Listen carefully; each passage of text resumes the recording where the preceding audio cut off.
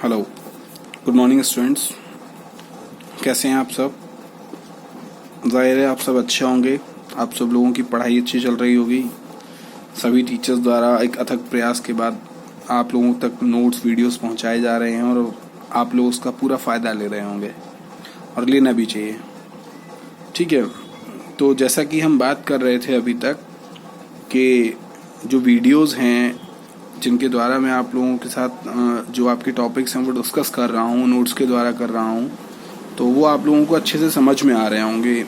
जिसमें कल हमने डिसाइड किया था 1977 की संशोधित जनसंख्या नीति तक के टॉपिक्स को। तो जनसंख्या नीति क्या होती है, जनसंख्या वृद्धि क्या होती है, जनसंख्या घनत्व क्या होता है, ये सारी चीज़ें हम ये सारे टॉपिक्स हम पिछली वीडियोज़ में आपके साथ डिस्कस कर चुके हैं। आज की वीडियो थोड़ी सी छोटी रहेगी क्योंकि ये टॉपिक पूरा एक टॉपिक है जनसंख्या नीति 2000, ठीक है, जिसके बारे में हम आपके साथ आज कुछ चीज़ें शेयर करेंगे। तो हम शुरुआत करते हैं नई जनसंख्या नीति 2000 यानी किसके बाद? 1977 के बाद। यानी कि 77 से कुछ नीतियां जो हैं परिवार में लगातार चलती रहीं। ये पॉइंट्स हमने आपको गिनाए थे कि वो स्वयं निर्धारण करे परिवार उसको कैसे चलना है, महिलाओं की शिक्षा पर उच्च प्राथमिकता और परिवार कल्याण के कार्यक्रम का प्रचार जनसंपर्क के साधनों से ज़्यादा किया जाना चाहिए। ये चीज़ें लंबे समय तक चली। उसके बाद हमें आवश्यकता हुई एक नई जनसंख्या नीति की जो हमारे 2000 में बनाई गई। तो हम शुरुआत करते हैं वर्ष 1976 में आपातकाल के दौरान, यानी कि 1976 की राष्ट्रीय जनसंख्या नीति 1976 के में आपातकाल के दौरान सरकार द्वारा एक ऐसी जनसंख्या नीति बनाई गई, ठीक है, जो विपरीत सिद्ध हुई। ठीक है, आप सब जानते हैं विपरीत सिद्ध हुई आपातकाल के दौरान, क्योंकि उसके अंतर्गत राज्यों को जबरन नसबंदी की अनुमति दे दी गई थी। 1976 में एक आपातकाल के दौरान एक ऐसी जनसंख्या नीति बनाई गई थी जिसमें जबरदस्ती जो है नसबंदी की आज्ञा दे दी गई थी। ठीक है, जैसा कि हम पिछले पढ़ चुके हैं 1976 की जनसंख्या नीति जो है घोषणा परिवार नियोजन कार्य पूरी तरह स्वैच्छिक था, वो अपनी इच्छा से कर सकते थे। और फिर क्या किया 77 में कि वो परिवार पर छोड़ दिया। अब इसीलिए ये जो है पूरे तरीके से विपरीत सिद्ध हुई, क्योंकि यहाँ क्या किया गया, उसके अनुसार अंतर्गत राज्यों को जबरन नसबंदी की अनुमति दे दी गई। वो जबरदस्ती नसबंदी करा सकते हैं, जनसंख्या वृद्धि नहीं होगी। इस नीति ने 1971 के जनगणना आंकड़ों के आधार पर, ये के है बेटा, थोड़ा सा क्लियर नहीं होगा, हो सकता है के है ये। इस नीति ने 1971 के जनगणना आंकड़ों के आधार पर संसद एवं चुनाव क्षेत्रों के परिसीमन पर भी रोक लगा दी। संसद के परिसीमन यानी 10 लाख पर एक व्यक्ति पर, और चुनाव कैसे किया जाए, जनसंख्या ऊपर नीचे होने लगी, वहाँ आंकड़ा गड़बड़ होने लगा। उसके जो आंकड़े थे तो क्षेत्रों के परिसीमन यानी कि सीमा क्षेत्र के निर्धारण पर, परिसीमन का मतलब होता है सीमा क्षेत्र का निर्धारण करना, परिसीमन पर भी रोक लगा दी।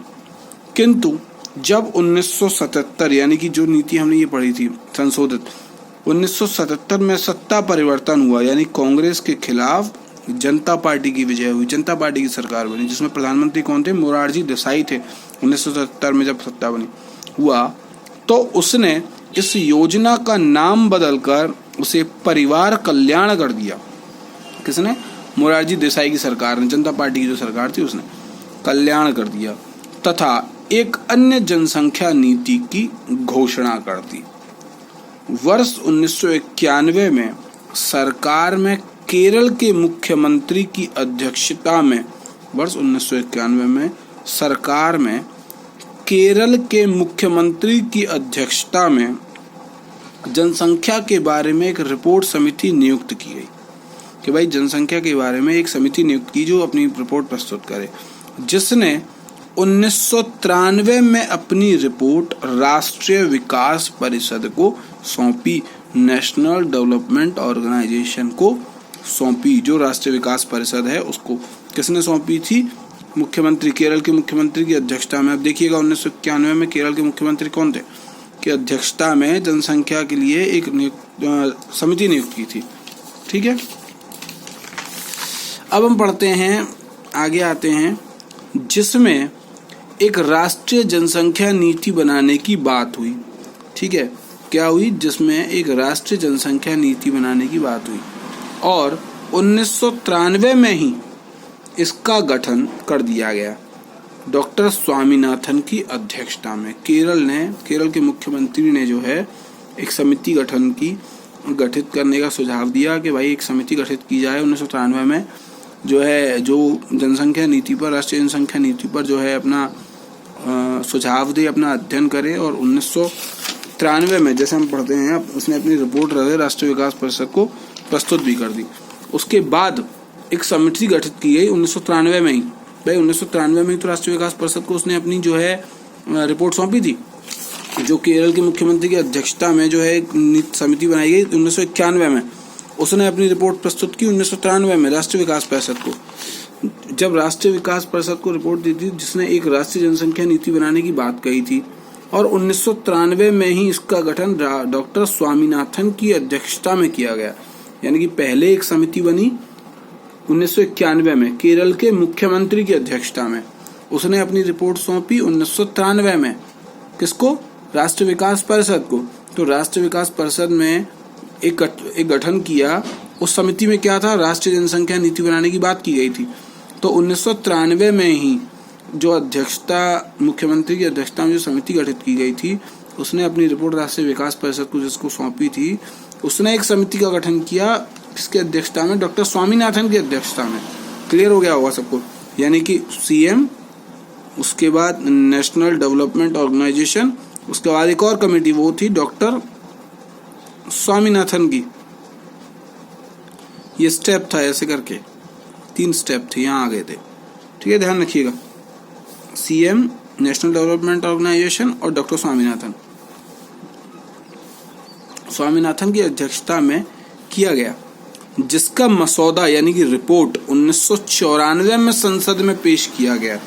जिसका मसौदा यानी कि रिपोर्ट 1994 में संसद में पेश किया गया, परंतु वह निष्क्रिय पड़ा रहा। उस पर किसी ने कोई भी ध्यान नहीं दिया। पेश हो गया लेकिन ध्यान नहीं दिया। लेकिन कुछ समय बाद जब ये चीजें महसूस की जाने लगी कि इसकी अति आवश्यकता है, तब वर्ष 1999 में, यानी कि 94 से 99, 5 सालों के फेर के बाद वर्ष 1999 में मंत्रियों के एक दल ने परिवार कल्याण मंत्रालय द्वारा तैयार रिपोर्ट की जांच की।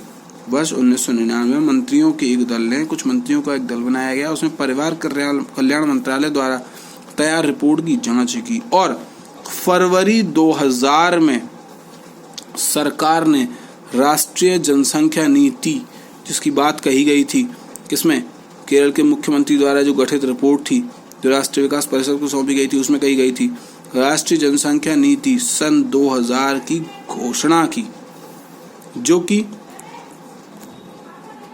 डॉक्टर स्वामीनाथन की अध्यक्षता वाली रिपोर्ट पर आधारित थी। डॉक्टर स्वामीनाथन की अध्यक्षता। इस नीति के निम्न उद्देश्य इस प्रकार हैं। उसमें क्या क्या कहा गया था ये देख लीजिए।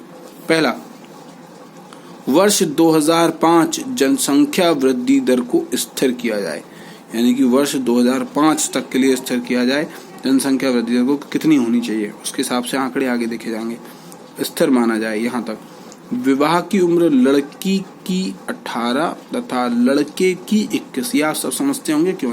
क्योंकि इसी एज तक आते आते लड़का और लड़की जो है विवाह योग्य हो पाते हैं। यहाँ समझ हो पाती है कि उसको अपने परिवार के लिए क्या क्या करना है, वो उतना योग्य हो जाता है। आजकल की जनसंख्या देखें तो बहुत पहले ही बच्चे योग्य हो जाते हैं, कमाई के लिए नहीं लेकिन फालतू की चीज़ों के लिए ज़्यादा। और लड़की की उम्र 18 वर्ष इसलिए रखी गई है क्योंकि ये एक ऐसी टाइम पीरियड है जिसमें बच्चे को जो है मेंटली फिजिकली पूरी तरीके से प्रिपेयर होने का टाइम मिल जाता है। गरीबी रेखा से नीचे रहने वाले उन दंपतियों को पुरस्कृत किया जाए, यानी गरीबी बिलो पॉवर्टी लाइन से नीचे रहने वाले उन दंपतियों को पुरस्कृत किया जाए जिनकी पहली संतान के समय, यानी कि जब वो अपनी पहली संतान को जन्म देते हैं, उनकी आयु 21 वर्ष या उससे अधिक हो, मिनिमम 21 वर्ष। उनको सम्मानित किया जाए, उनको प्रोत्साहित किया जाए कि भाई आपने जो काम किया है वो जनसंख्या रोकने के लिए अच्छा काम है। सरकार द्वारा इसकी पहल की गई। जनसंख्या नियंत्रण के उपायों को अपनाने के लिए प्रेरित करने वाले पंचायतों, यानी जनसंख्या नियंत्रण के उपायों को अपनाने के लिए जो प्रेरित करने वाली संस्थाएं थी, जैसे पंचायत, जिला परिषद, उनको पुरस्कृत किया जाए। ठीक।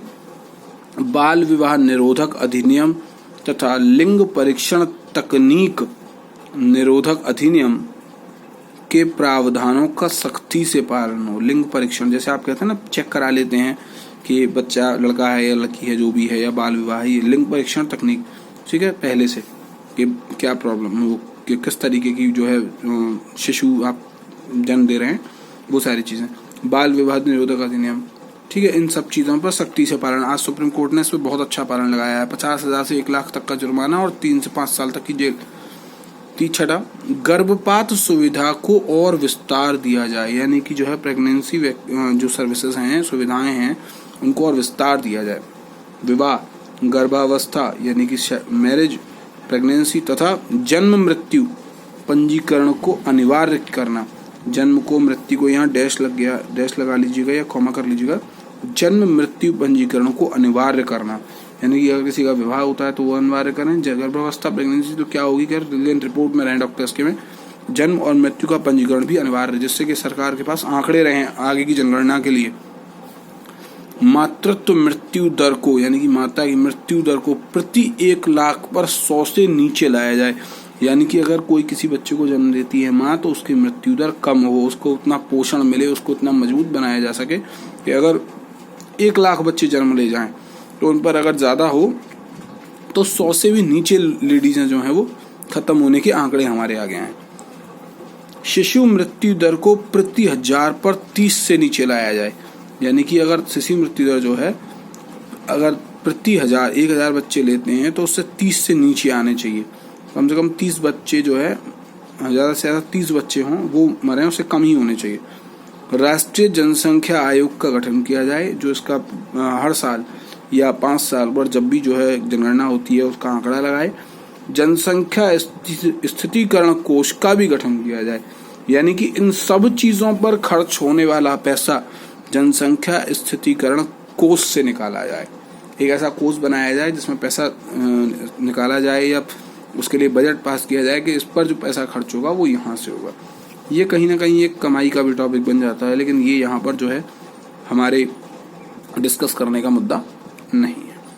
तो मैं समझूंगा कि आप लोगों को जो है जनसंख्या नीति 2000 जो है 1976 और 77 के बाद जो भी क्राइसिस भारत में हुए हैं, जो समस्याएं जनसंख्या नीतियों से हुई, उसके बाद की नई जनसंख्या नीति 2000 आपको समझ में आ गई होगी। नोट्स में एक एक चीज़ बड़ी क्लियरली मैंने मेंशन की है। कहीं कहीं कुछ दिन से छोटी छोटी मिस्टेक्स हो रही हैं मुझसे लिखने में, तो वहीं मैं कट कर रहा हूँ, व्हाइटनर नहीं लगा पा रहा हूँ आपके लिए, थोड़ा सा प्रॉब्लम हो रही है मेरे साथ। तो मैं कोशिश करूँगा कि आगे से ये मिसप्रिंट्स ना हो, रफ ना हो। तो यहाँ तक जो है सारी चीज़ें आपको क्लियर होंगी। प्लीज़ मैं आपसे फिर कहूँगा, ज़्यादा से ज़्यादा लोग मेरी वीडियोस को देखें, शेयर करें। अगर कहीं कोई डाउट्स हैं तो वो मुझसे पूछ सकते हैं, मैं उनको क्लियर करने की पूरी कोशिश करूँगा। मैं काफ़ी हद तक आप लोगों के आगे चीज़ों को पेश करने की भी कोशिश कर रहा हूँ, ठीक। तो थैंक यू सो मच मेरी वीडियोस को देखने के लिए, और अपनी पढ़ाई को उसी तरीके से कंटिन्यू रखिए, घर पे रहिए। Thank you.